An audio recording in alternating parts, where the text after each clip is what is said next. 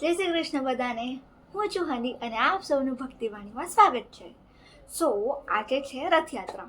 ચલો તો રથયાત્રા પર આજે જગન્નાથની એક નાનકડી લીલા જોઈએ. તો આ વાત છે આપણા જગન્નાથના પ્રિય ભક્ત રામદાસની. રામદાસ જે હોય છે એ દરજી છે અને એમને શોખ છે અને એમને ગમે પણ છે કે એ અલગ અલગ નવા નવા ડિઝાઇનર કપડાં સીવે છે લોકોના. બટ હા, રામદાસ ફાઇનાન્શિયલી થોડાક ગરીબ છે, એમની પાસે એટલા બધા કંઈ પૈસા નથી.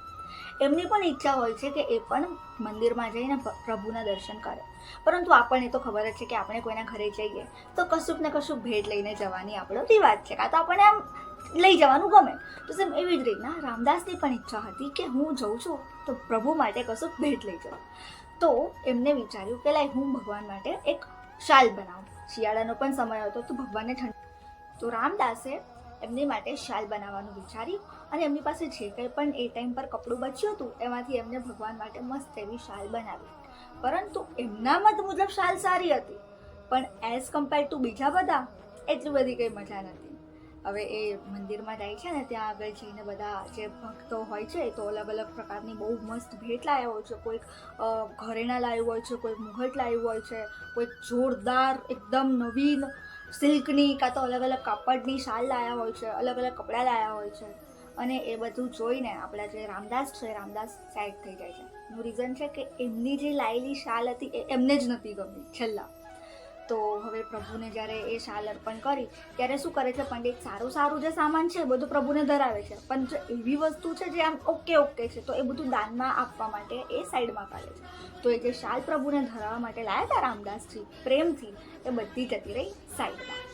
હવે આવે છે આપણા જગનની મેઇન લીલા.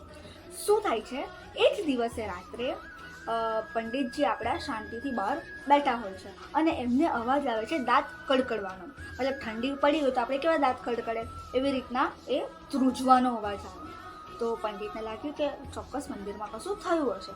તો પંડિત જાય છે મંદિરમાં અને જુએ છે તો સાક્ષાત ભગવાન થથડે છે ઠંડીથી.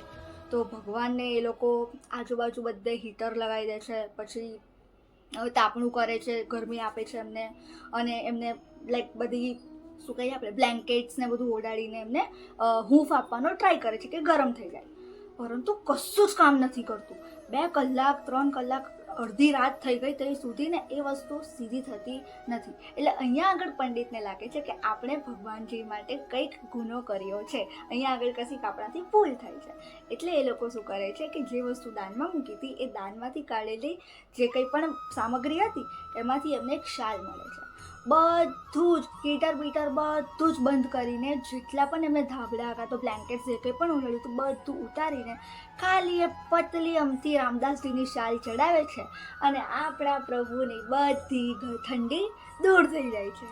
તો કહેવાનો મતલબ એ હતો કે ભેટ તો ભેટ હોય, તમે કયા ભાવથી લાવો છો એ મેટર્સ કરે છે, તમે કેટલા મનીથી લાવો છો એ મેટર્સ નથી કરતું. સો આપણા જગન પણ એ વાત છે.